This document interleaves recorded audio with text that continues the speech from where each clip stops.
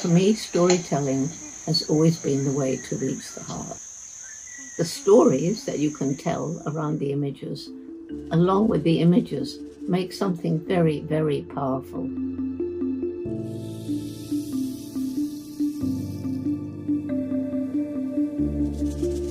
Science and technologies, especially satellite imagery, are absolutely essential because people's livelihoods, natural resources, and biodiversity are connected to each other.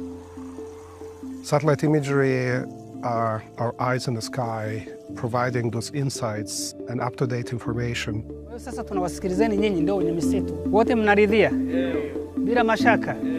Kizenga oye!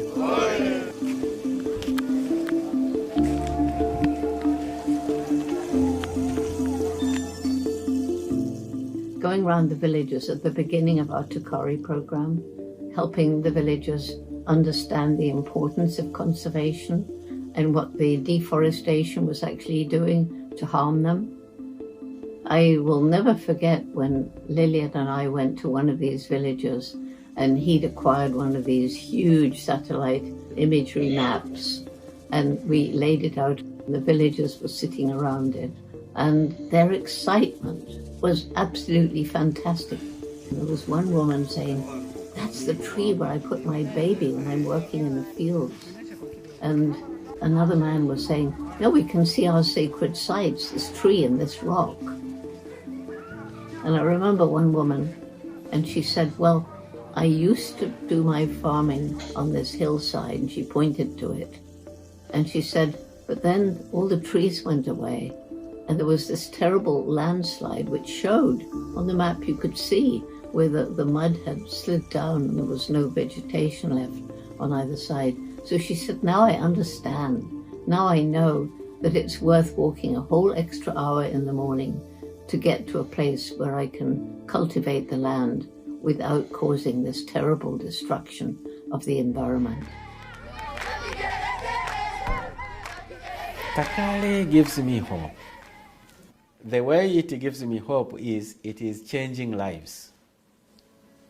And it is also empowering the local voices. You find there are people, they call themselves like forest guardians, friends of forest. There are people who are becoming, tree planting groups. More than 80% of biodiversity are in the hands of indigenous people and local communities across the world. In Africa, on average, more than 65% land tenure is in the hands of local communities. So if we want to achieve conservation impact and address the climate change, we have to work with local communities and not only engage them, but empowers them to own and drive decision-making in their landscapes. Well, the Kari approach began when I flew over the Gombe area. I flew over an area which in 1960 was part of the equatorial forest belt that stretched right across equatorial Africa to the west coast. By the late 80s, I flew over in a small plane and I looked down and I saw a tiny island of forest. Gombe National Park is very small, surrounded by bare hills. As you know, I spent many, many years studying chimpanzees. When I began, there was probably between 1 and 2, and I'd say closer to 2 million. And today, 100,000 to 300 and a bit thousand is all that's left. Many of them are in fragmented environments, isolated genetically, and have little chance of survival. So they are highly endangered. And if we don't take action, then they will become extinct.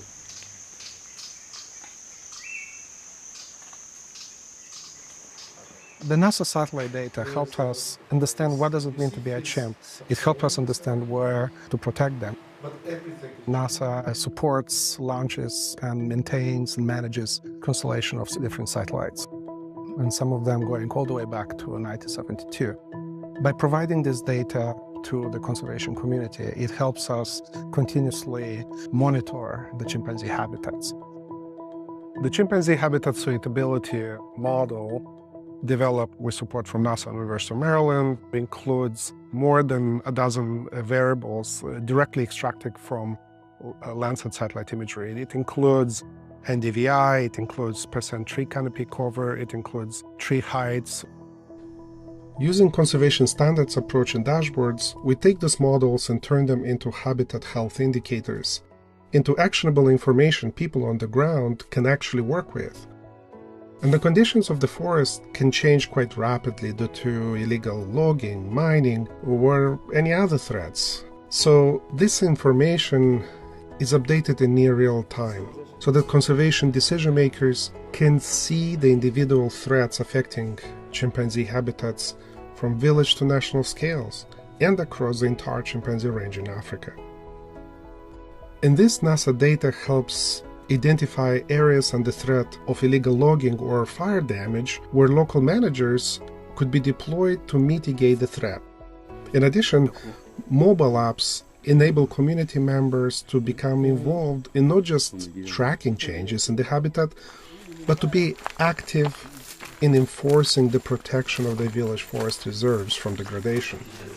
Community leaders have even used this data to inform their village land use planning, voluntarily moving farms away from areas where forest restoration would lead to the greatest gain for watersheds and people.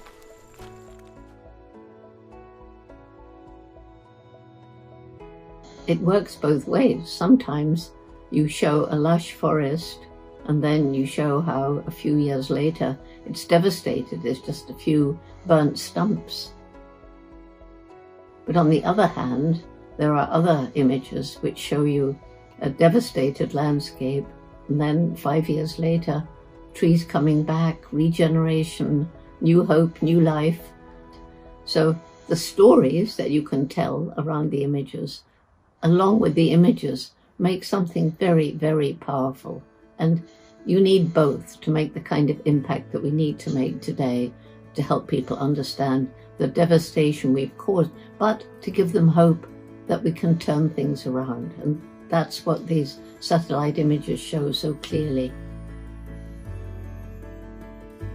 I'm convinced that we have planted a seed that is going to spread, and this is the very good way of trying to ensure our contribution to the mother planet.